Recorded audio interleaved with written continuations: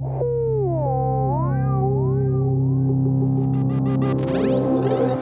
Erika, le podcast qui explore le futur.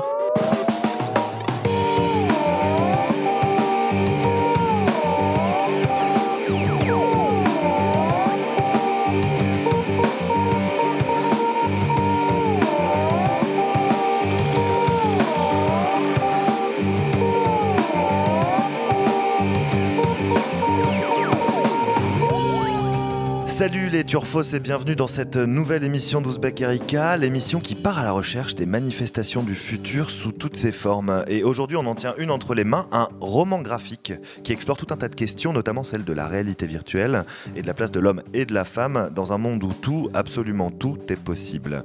Cette BD c'est Alt-Life et elle a été imaginée par Thomas Cadden. Alors Thomas Cadden c'est un artiste comme on les aime chez Ouzbek Erika, un explorateur tant sur le fond que sur la forme de son art, en l'occurrence la bande dessinée. Il faut dire que la forme et le fond se mélangent plutôt bien dans les œuvres dont il est à l'origine. On pense évidemment aux Autres gens, une BD novella collaborative dont l'aventure a démarré en 2010 sur Internet avant de se prolonger en librairie, ou à Été, série publiée sur Instagram l'été dernier en collaboration avec Arte, ou encore à une petite merveille intitulée La vraie vie, dont je ne peux que vous recommander la lecture. Alors toujours en prise avec les évolutions de la société sur lesquelles il pose un regard sensible et profond, il s'attaque dans Alt-Life, dont les dessins sont assurés par Joseph Falzon, à plusieurs thèmes qui nous intéresse chez Ouzbek Erika. Alt-Life, c'est un roman graphique donc situé en 2050, date à laquelle l'humanité décide d'organiser son exode. Cet exode qui n'a pas lieu vers d'autres planètes via la conquête de l'espace, mais plutôt vers un espace intérieur, celui d'un monde en réalité virtuelle qui reste encore à construire. Et c'est en partie la mission des deux personnages principaux, René et Josiane, les premiers explorateurs de ce nouvel espace. Une œuvre qui marque, dont certaines planches sont de véritables merveilles d'ailleurs, et qui interroge autant qu'elle fait marrer parfois d'ailleurs. C'est aussi parce que vous ne pouvez pas vous en empêcher, Thomas Cadden, une très belle histoire d'amour. Alors on va parler de tout ça avec vous, Thomas. Bonjour, merci d'être avec nous autour de cette table, et à mes côtés également autour de la table pour vous interroger sur Alt-Life, la journaliste d'Ouzbek Erika, Annabelle Laurent. Salut Annabelle. Salut Guillaume. Alors on va rentrer directement dans le vif du sujet, Thomas, parce que ce qui, moi, m'a frappé en tout cas au début, c'est la façon que vous avez choisi de représenter, tu as choisi, on va se tutoyer, on va pas faire semblant, que tu as choisi de représenter l'accès à ce monde virtuel, parce que la technologie est très effacée, alors que jusqu'ici, les représentations de la réalité virtuelle étaient plutôt influencées par Matrix, que tu cites d'ailleurs dans la bande dessinée, à qui tu rends hommage. Comment tu as fait pour te défaire des influences de la représentation de la réalité virtuelle et pour tenter d'inventer autre chose ? Est-ce que c'était un souhait et si oui, comment t'as fait ? Alors déjà, on a un premier désaccord. Ah. Ça commence bien. Non, mais dans Matrix, c'est un peu comme ça, non ? Oui, il y a quand même la partie très techno c'est relié à des ordinateurs, il y a des robots. Mais quand ils sont dans le virtuel, la représentation est très naturelle en fait du virtuel. Ah oui, non, mais c'est l'accès, l'accès à cette réalité virtuelle. Il n'y a pas de casque, il n'y a pas de. Mais en fait là, c'est parce que c'était quoi la question ? Est-ce que c'était un souhait de ta part d'effacer même dans l'accès à la réalité virtuelle cette espèce de bulle biologique, pour ne pas trop spoiler. C'était volontaire, oui. C'était l'idée que de toute façon, c'était alors là, je ne vais pas spoiler trop, mais il y avait, il fallait que ça soit quelque chose qui évolue, qui soit donc plus ou moins mobile. D'ailleurs, là, je spoil pas grand-chose, mais dans la bande dessinée, au début, ils entrent dans des sortes d'œufs immenses. Des cocons,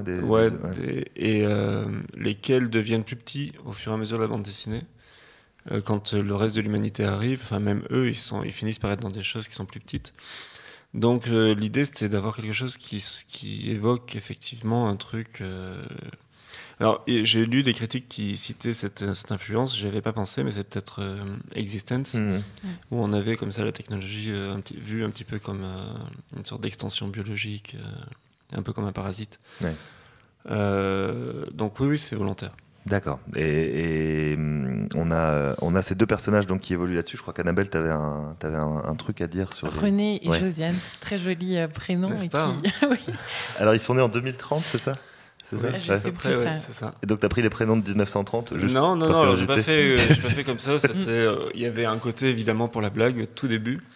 Et puis il y avait un côté logique, logique. Je voulais m'amuser avec la logique des modes, des cycles, des prénoms. Ça c'est quelque chose peut-être de typiquement français, mais on a vraiment ça quoi.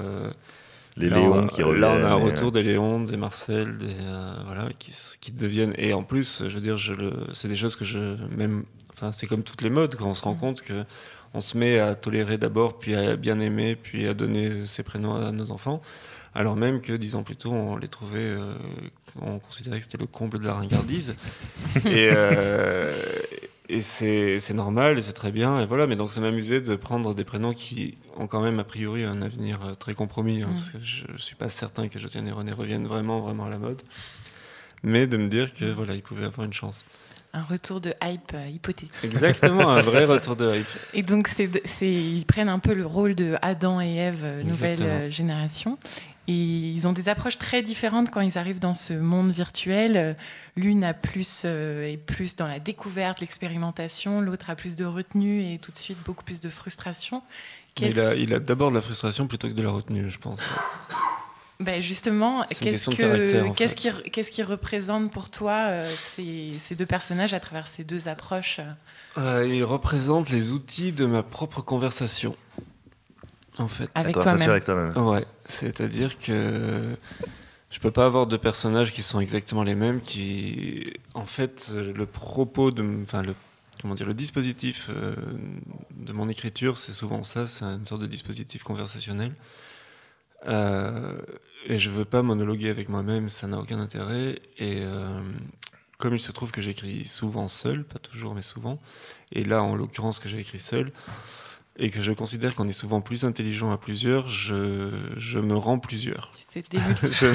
Très bien. Je me démultiplie et j'envoie des explorateurs dans le thème qui m'intéresse et je me débrouille pour qu'ils aient des caractères qui ne sont pas le mien. Et ça me permet comme ça de les confronter à autre chose et de me confronter à ces choses-là. Voilà. Donc là, le dialogue, le dialogue avec toi-même qui se joue, du coup, c'est celui entre volonté d'expérimenter. Alors après, c'est pas quelque chose de totalement, comment dire, il y a pas un... Tu fais pas comme dans les jeux de rôle, tu cadres pas. Non, voilà, c'est pas un bingo des caractères.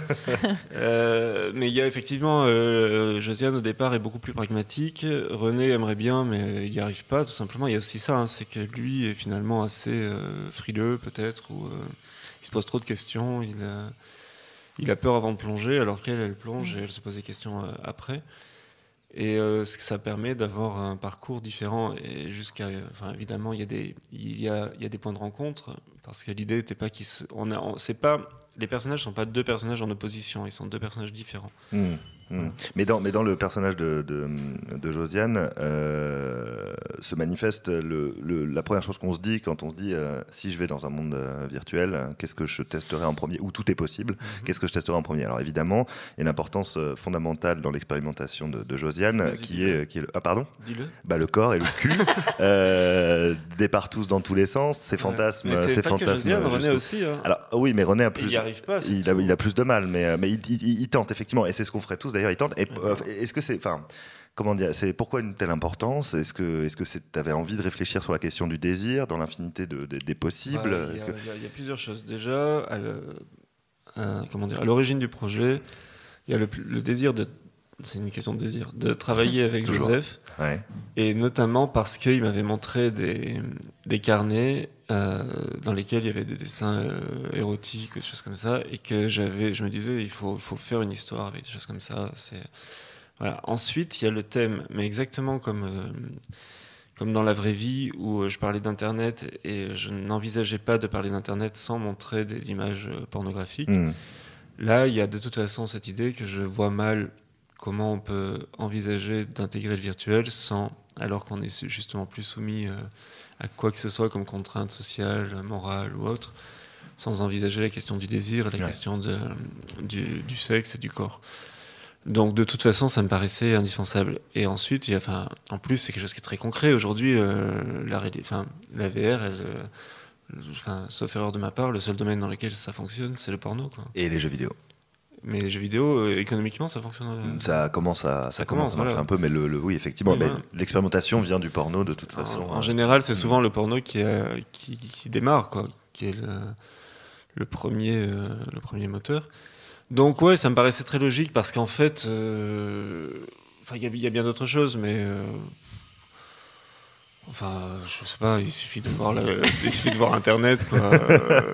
On a beau tourner dans tous les sens, il y a toujours un moment où on finit sur une image de cul, quoi. Et c'est surtout que ça permet de représenter la tub de Louis XIV, et ça, c'est pas rien. Ouais, enfin, la Louis XIV, c'est quand même un petit peu particulier. C'est un peu baraque. Voilà. On voit pas ça tous les jours. Non, voilà. Dans la BD française. C'est peut-être une première, d'ailleurs. Ah non, quoi que non, il y a la série Versailles, là. Ouais.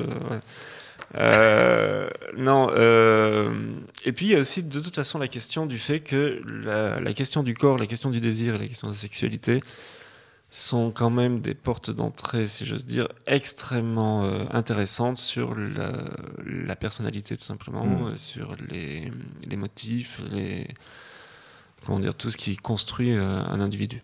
Et donc un personnage. Ouais. Et donc évidemment un personnage. Et finalement à l'écriture, ça a l'air de rien, mais je pense que en considérant que j'ai à peu près réussi ça, si on a deux personnages qui fonctionnent et qui vivent, c'est peut-être aussi parce qu'ils commencent par ça.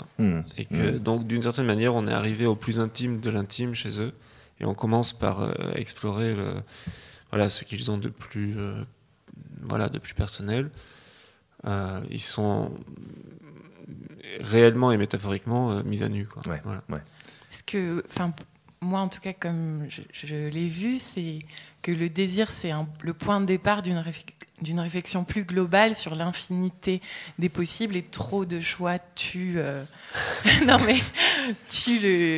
la valeur de ce qu'on a. Il y a un psychologue américain, Barry Schwartz, qui parle du paradoxe du choix. C'est assez intuitif, mais c'est l'idée qu'on a tellement de choix qu'on finit par perdre en liberté et à être plus paralysé. Il y a c'est un truc que je dis souvent, mais parce que pour moi c'est extrêmement clair. On est face à Internet, on peut tout voir, tout lire et tout entendre, et on fait un test de personnalité sur BuzzFeed, quoi. Mais ils sont bien, les tests de personnalité. Mais ils sont super parce que je veux savoir quelle pizza je suis. Mais alors c'est laquelle? Parce que moi aussi j'ai envie de savoir quelle pizza tu es. J'espère tellement que je suis hawaïenne. Tellement. Voilà, tu vois, c'est ça qu'on parle. Non, mais c'est vachement important. Et je dis pas ça pour dénigrer ce truc-là, parce que de toute façon c'est ce que je fais. Et si je le fais, c'est que c'est forcément extraordinaire. Mais il n'empêche que j'aurais pu aussi, plutôt que de choisir de voir si je suis une pizza hawaïenne ou non, j'aurais peut-être pu choisir de me plonger dans mon auteur préféré ou un truc comme ça, disponible sur Wikisource. Enfin, voilà. Je sais pas si disons que l'infinité des choix, n'impose pas ou n'implique pas qu'on va en profiter. Ça, c'est vraiment déjà de toute façon quelque chose qu'on expérimente tous, et que c'est quelque chose. Vous m'arrêtez quand je divague trop. Hein, non, mais c'est intéressant. Je suis de la génération où quasiment j'ai fait toute ma jeunesse sans Internet, et je suis arrivé à 20 ans où Internet est arrivé. Et donc j'ai été étudiant avec les débuts d'Internet, mais même pendant mes études, j'étais très très peu sur Internet. Je suis encore sans doute les derniers à avoir étudié sur des livres et des trucs comme ça. Et c'est quelque chose qui était frappant, c'est qu'au début, il y avait vraiment, alors qu'il y avait encore rien finalement sur Internet par rapport à ce qu'il y a aujourd'hui, mais il y avait cette idée que c'était incroyable. Et je me souviens d'une des toutes premières recherches que j'ai fait sur Internet, c'était savoir pourquoi Actarus, quand il rentre dans Goldorak, il fait tout un truc super compliqué. Alors les plus jeunes ne comprendront pas, donc il faut regarder, il faut chercher sur YouTube, ça y est, forcément. C'est le pilote d'un robot qui s'appelle Goldorak. Voilà, qui détruit à chaque épisode l'équivalent d'une ville moyenne, sans que ça n'émeuve grand monde. Et pour rentrer dans Goldorak, au lieu de prendre la porte de derrière, entre guillemets, et de s'asseoir dans son fauteuil, il fait tout un truc, il saute dans un machin, il y a un immense toboggan, il arrive dans son fauteuil, le fauteuil tourne et machin. Le fauteuil arrive dans Goldorak, il marque un temps, il tourne, il se cale. Voilà. Et il y avait ce temps qui me traumatisait, parce que je trouvais que narrativement il était vraiment extraordinaire, ce petit temps, parce que ça montre que c'est compliqué, que voilà. Et je me souviens d'avoir cherché sur Internet pourquoi. Et t'avais trouvé la réponse ou pas? Et déjà à l'époque ça existait, comme quoi c'est vraiment un truc de geek, Internet. Dès le départ, enfin surtout au départ peut-être. Et ça existait, il y avait quelque chose de fascinant. Voilà, là, tout d'un coup, on avait un nouveau monde, littéralement, qui s'offrait à nous, où justement, tout était possible. Et puis, très rapidement, on s'est tourné vers le porno, quoi. Et oui, on va savoir pourquoi Actarus tourne, c'est super, mais... Il y a quand même des trucs incroyables. Je vais pas dire une de mes premières recherches, mais c'était ainsi quand même. C'était Gillian Anderson, nu, évidemment. Voilà. X-Files, bah oui. Comment vous savez ça? Moi, j'ai aucun souvenir. De tes premières recherches? Ouais. Bon, on fera une émission là-dessus. Pour revenir à Hat-Life et aux influences, parce qu'on a parlé de Matrix, tu as parlé d'Existence aussi. Est-ce que le sujet de la réalité virtuelle, qui est assez présent en ce moment dans les représentations populaires, en tout cas d'œuvres populaires, notamment dans Ready Player One, est-ce que ça tu t'es senti un peu écrasé par ces références-là ou... Ready Player One, j'aurais du mal. Oui, mais en revanche, je me suis senti terrifié par l'idée qu'il arrivait, il déboulait en même temps je redoutais la ringardisation immédiate. Et en fait, ça va? Ouais, ça va. T'as appelé Spielberg, tu lui as dit écoute, tu vas te calmer tout de suite. Merci d'attendre un petit peu. Et à quelle inquiétude ça correspond? Enfin, il y a la techno qui est en train d'arriver, donc évidemment on se pose des questions, mais toutes ces représentations-là sont sous une forme plus ou moins dystopique, à plus ou moins grande échelle. Est-ce que pour toi ça traduit une inquiétude de la société dans laquelle on est? Alors pour moi, alors ça traduit peut-être une inquiétude de la société. Après, c'est peut-être parce que tout simplement, pour la première fois, on se confronte, concrètement, à quelque chose qui finalement appartient à l'histoire de la fiction et à l'histoire de la pensée depuis toujours, tout simplement. Moi, je suis assez sidéré qu'on y pense. Enfin, si j'imagine, parce que je suis un petit peu inculte sur ces questions, sur ces questions-là et tout ça, mais finalement, la religion, c'est quand même un type qui crée un monde et qui met des gens dedans. Enfin. Je veux dire, la théorie du simulateur, c'est ça. Hein. Ouais. On va en reparler après. Je veux dire, c'est l'histoire, comment dire, les récits mythologiques, qu'on y croit ou pas, les plus anciens, sont exactement ça. C'est-à-dire un truc qui est créé par quelqu'un, par une entité intelligente, dans un but de jeu. Parce qu'il y a un petit peu, je sais pas. C'est amusant de créer un monde, quoi. Oui, non, et puis surtout quand on n'est pas content, on l'inonde. Quand on est content, on le félicite, on lui donne des trucs à faire. Il y a des épreuves, il y a des astuces, il y a des Easter eggs, il y a des buissons ardents, il y a des persos plus puissants que d'autres. Il y a des persos qui sont super forts. Il y a des trompettes de Jéricho qui font tomber le truc. Enfin, c'est encore une fois, pas malheureusement, mais on se rend compte qu'on n'a rien inventé, quoi. Tout ça appartient déjà, consciemment ou non, à l'inconscient collectif. Et d'ailleurs, moi, ça me pose une vraie question sur la religion. Hein, mais ça, c'est un truc que j'explore en ce moment. J'ai des scénarios dans lesquels je bosse ça, parce que ça me fascine. Mais c'est la question qu'on se rende pas compte justement de ce parallèle-là, et donc qu'on n'interroge pas nos propres religions par rapport à ça, quoi, tout simplement. Qu'est-ce que ça veut dire d'être créé, finalement? Est-ce que en quoi c'est bien, tout simplement? Tu as parlé de la théorie du simulateur. Je ne sais pas si j'en ai bien parlé, par contre. On va en reparler, justement. Il faut m'expliquer des trucs, parce que je ne suis pas très calé. On va écouter quelqu'un qui n'est pas persuadé que tout ce qui nous entoure, ce studio de radio, là, nous quatre, car il y a Roman en face de moi, bien sûr, ne soit pas une simulation, une version améliorée des Sims. No, there's a 1 in billions chance that this is based reality. Oh, okay. What do you think? Well, I think it's 1 in billions. Okay. Donc c'est donc notre ami Elon Musk qui pense qu'il y a une chance sur plusieurs milliards qu'on ne vive pas dans une simulation. Mais je pense aussi qu'on a un peu de trucs un peu comme ça. je serais moins catégorique, mais ça me paraît envisageable, tout simplement, quoi. Qu'on soit dans une forme de simulation, là, actuellement. Ça, comment dire, c'est improbable, mais pourquoi pas, quoi. Donc, juste pour la théorie du simulateur, ça vient du physicien Leonard Susskind, qui nous dit que l'univers est en 2 dimensions et que la profondeur qu'on croit voir est une illusion créée par notre cerveau, tout simplement. Donc tu n'es pas forcément opposé à cette idée. Ah, j'en sais, non, non, j'en sais rien, mais franchement, je vois pas en quoi c'est nécessairement plus. On est en train, on est en train de... Mais après, c'est parce que je suis auteur. Il y a, de toute façon, là aussi, dans la littérature, il y a toujours la question des personnages. Chacun dans notre tête, on imagine, on a tous des personnages. Alors quand on est auteur, en plus, on fait ça professionnellement, mais on raconte des histoires, on donne vie à des trucs, voilà. Vu l'évolution technologique, il est quand même pas totalement absurde et improbable de penser que d'ici quelques années, on sera capable de faire justement des Sims améliorés, quoi. Et donc autonomes, qui penseront tout seuls et qui seront persuadés de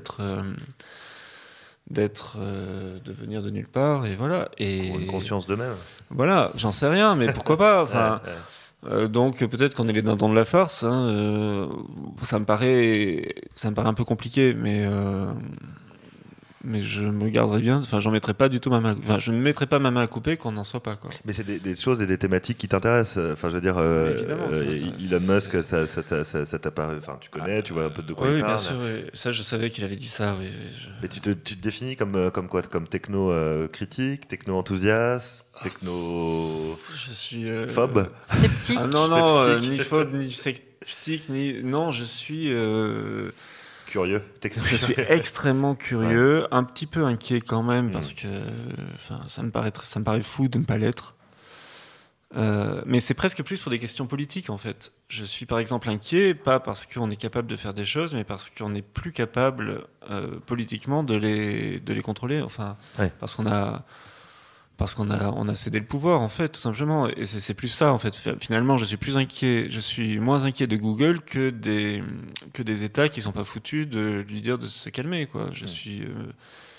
là aussi, c'est vieux comme le monde. À partir du moment où quelqu'un prend trop de pouvoir, ça devrait alerter tout le monde. Et ça ne date pas de Google. Ça date ça a toujours été le cas.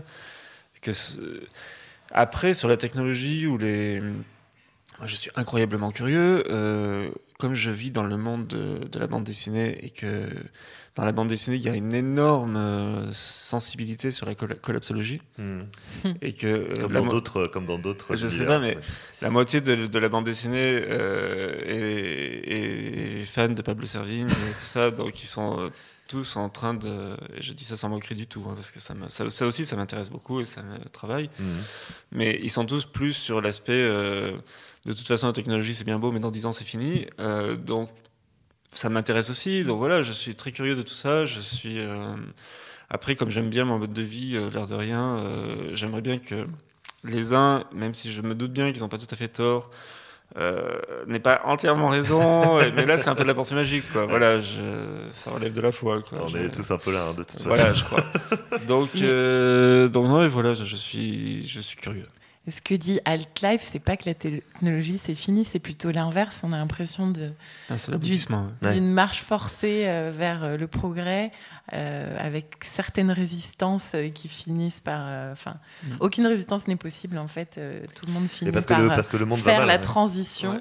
Parce que le monde est pourri, quoi, c'est ça? Le monde est pourri, donc... Et paradoxalement, dans le monde d'Alt-Life, il n'y a plus de technologie. Ouais. Parce que c'est plus nécessaire. Mais parce qu'elle a... C'est le paradis, en fait. Aspiré tout le reste, mais tout n'est plus que technologie, quand même. Non, mais bien sûr, on est dans un truc qui est mécanique, en fait. De toute façon, dans Alt-Life, les personnages, effectivement, intègrent une machine. Et donc, par la force des choses, font partie de la machine. Mais du coup, est-ce que ce que tu nous annonces, c'est l'impossibilité de résister à cette photo de Zuckerberg qui avance face à ces rangées de... Non, alors là, il y a plus un côté... là, c'est comment dire, c'est ce que j'appellerais des présupposés imposés par le récit, quoi. C'est-à-dire que j'explore une question. Donc, de toute façon, je pars du principe que le monde en est arrivé là et voilà. J'ai une autre bande dessinée en cours, une sorte de post-apo positif, justement, par rapport à toutes ces questions. Là, on est plutôt justement dans la tendance collapsologie. Et là, à l'inverse, on est après un effondrement où justement l'humanité se réinvente dans son rapport à la nature, dans son rapport à la techno et tous ces trucs-là. Non, c'est pas un manifeste disant voilà où nous allons, c'est plutôt une exploration d'une hypothèse. Et dans cette exploration, il y a aussi tu dis Half-Life, c'est le paradis, c'est une simulation, donc les gens dans cette simulation sont immortels, encore une fois, sans vouloir Probablement, il n'y a pas de raison spoiler, qu'il ne le soit pas. il n'y a pas de raison qu'il ne le soit pas. Et pourtant, on s'emmerde. Enfin, je veux dire, un des personnages, en tout cas, s'emmerde au paradis. Est-ce que... tu poses la question de comment donner un sens à sa vie quand elle n'a plus de fin. Est-ce que tu penses que ce qui nous rend vivants, c'est la possibilité de mourir, au final ? Ça devient deep.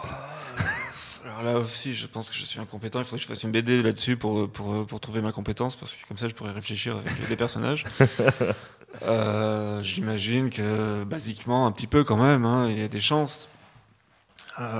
Tous les vampires dans les histoires s'emmerdent quand même. Hein.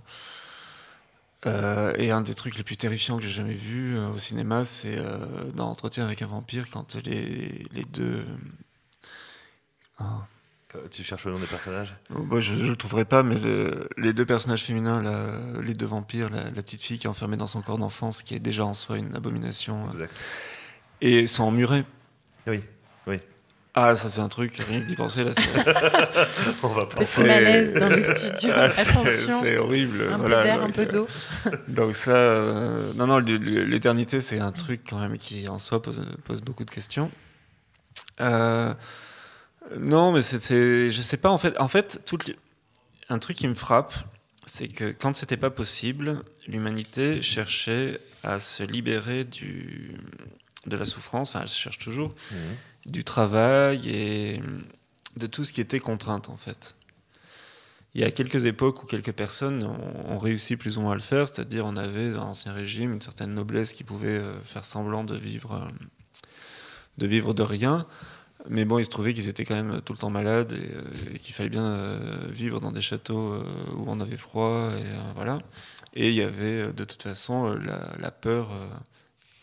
J'imagine, enfin voilà, on était dans un monde social avec tout ce que ça comporte comme obligations et problèmes.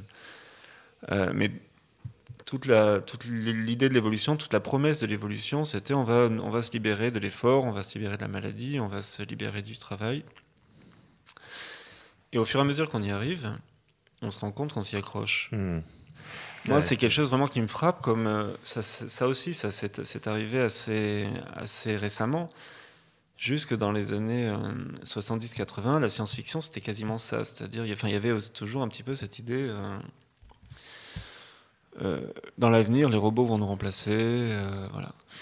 Maintenant que les robots nous remplacent, on s'invente des bullshit jobs, quoi, parce qu'il faut absolument que les gens soient au boulot, parce que si les gens ne sont pas au boulot, mais où ils sont, on est paniqué à l'idée que de la société oisive, qui était l'idéal social de toute la philosophie, de toute l'utopie, bien sûr.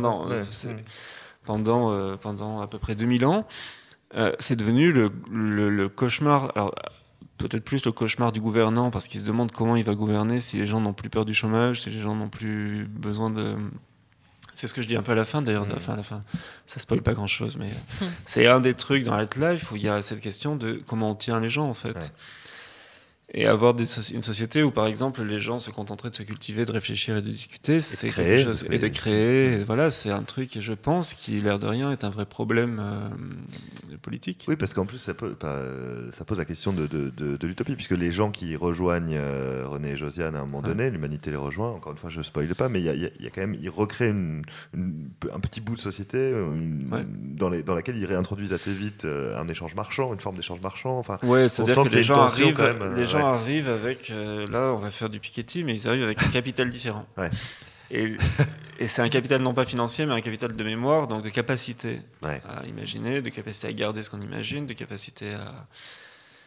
Donc il y a un espace commun dans lequel on peut vivre avec zéro mémoire, mais on ne peut pas en faire grand-chose. Donc il y a une sorte de marché de la mémoire, quoi. Voilà.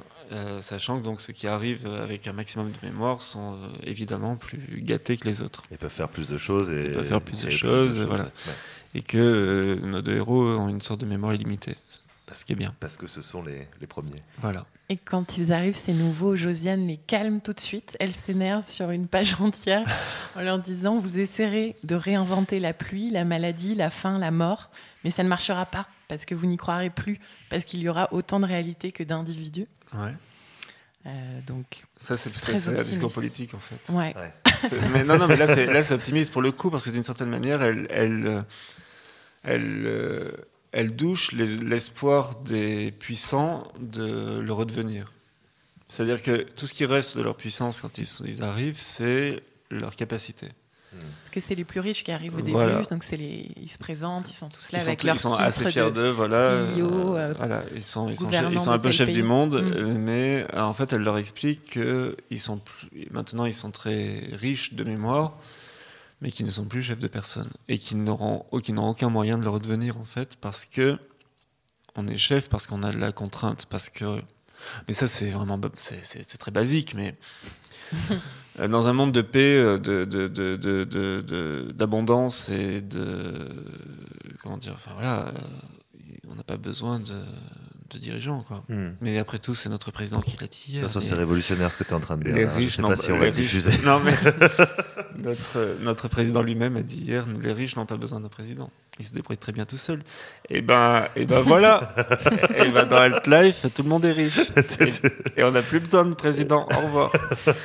Et non, ça c'est un des trucs qui m'intéressait, c'est-à-dire qu'il y a cette question de qu'est-ce qui fait finalement. On est vivant parce qu'on va mourir, on est vivant parce qu'on souffre, on est vivant parce qu'on est mort, mais pas parce qu'on peut avoir mal. Et de la même manière, on est gouvernable pour toutes ces mêmes raisons. Mais on est aussi vivant parce qu'on aime, puisque comme je le disais en introduction, oui, soyons positifs. L'histoire d'amour est quand même toujours présente, et c'est elle qui tient en fait la colonne, parce qu'on parle de techno, etc. Parce qu'on est un peu focalisé là-dessus. Ouais. Mais c'est aussi la vraie histoire d'une rencontre entre deux personnalités qui sont différentes et qui recherchent d'autres choses dans ce monde virtuel. Eh ben, il y a un truc, en fait, on disait on est dans un monde illimité, et en réalité, on n'est pas dans un monde illimité, on est dans un monde limité par l'imagination.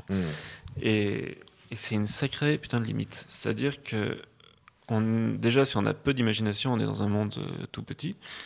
Et si on en a beaucoup, ok, c'est bien, mais ça reste ce qu'on a en tête.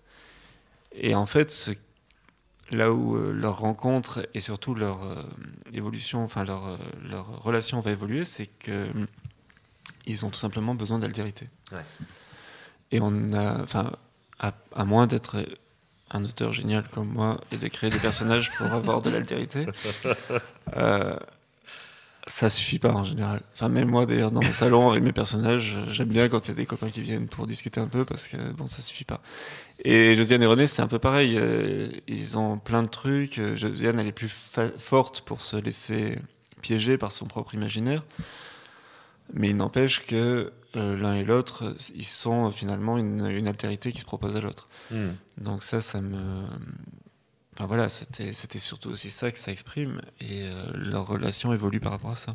Et donc le alt de Alt-Life, c'est alternative, altérité, altéré. Ou la touche alt sur le clavier. Touche alt. Je sais plus trop. Enfin, je pense que la toute première chose c'était alternative, mais en fait toutes les autres hypothèses à chaque fois m'ont bien plu. Ouais. Donc maintenant je dis plus rien, je dis c'est tout. Voilà, c'est ce que vous voulez. C'est ce que vous voulez, exactement. Et puis de toute façon, la règle d'or, c'est qu'un livre appartient à son lecteur, donc chacun y voit ce qu'il veut. Ah bah ça fait une belle conclusion, dites donc, cette phrase, un livre appartient à son lecteur. On espère qu'il va appartenir à une partie des auditeurs et auditrices aussi d'Ouzbek Erika, puisque comme vous l'avez compris au cours de ce petit entretien, on a quand même pas mal apprécié cette œuvre de Thomas Cadenne. Merci à vous Thomas d'avoir été avec nous pour cette conversation. Merci Annabelle. Merci à Roman derrière la console, grâce à qui on a pu enregistrer dans des conditions décentes malgré les difficultés d'ordre travaux dans la cour. Merci de nous avoir écoutés, merci de continuer à nous écouter. N'hésitez pas à nous dire ce que vous pensez de nos émissions, car on lit ce que vous nous dites étonnamment. Et à la semaine prochaine.